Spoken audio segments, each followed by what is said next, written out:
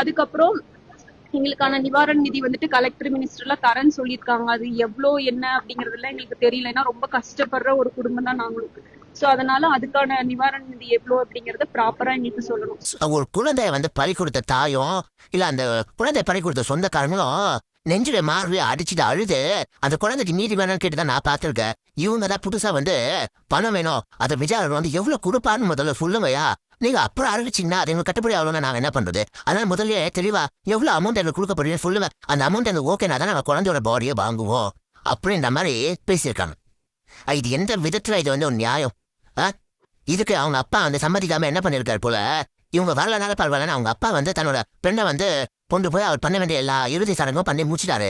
அதனால அவங்க அம்மால வந்து இப்போ ப்ரெஸ் மீட் கொடுத்துட்டு இருக்காங்க. என்னன்னா எங்க வீட்டுக்காரர் வந்து ஏதோ காசு எதுவும் கொடுத்தாங்க என்னன்னு தெரியல, பிரைன் வாஷ் பண்ணி குழந்தை வந்து கொண்டு போய் இருக்க சொல்லிட்டாங்க. என்ன வந்து அவங்க அலோ பண்ணாலே எனக்கு தெரியவும் தெரியாது. இந்த குழந்தை வந்து கொண்டு போய் இருச்சுது. அப்ப நீங்க என்னமா பண்ணிட்டு இருந்தீங்க? ஒரு குழந்தை செத்து போயிருக்குன்னா அந்த இடத்துல உளுந்து ஒப்பாரி வைக்க வேண்டியது நீங்க தான். நீங்க ஹாயா போய் எங்கேயோ போய் தங்கிட்டு உங்க வீட்டுக்காரர் எல்லாம் சடங்கம் போய் பண்ணியிருக்காரு. நீங்க எங்க போனீங்க? அப்போ உங்களுக்கு அந்த குழந்தை மேல உண்மையாவே அக்கறை இல்ல. உங்க வீட்டு பக்கத்துல அந்த நேபர் கூட என்ன சொல்றாங்க, நீங்க வந்து அந்த குழந்தை கண்டுக்காதனால இவ்வளவு தூரம் வந்திருக்கு, முதல்ல உங்களை விசாரிக்கணும்னு சொல்றாங்க. இப்போ நடக்கிறதெல்லாம் பார்க்கும்போது நமக்கு சின்னதா ஒரு சந்தேகம். நீங்க என்ன நினைக்கிறீங்கன்றது தயவு செய்து கமெண்ட் பாக்ஸ்ல கமெண்ட் பண்ணுங்க.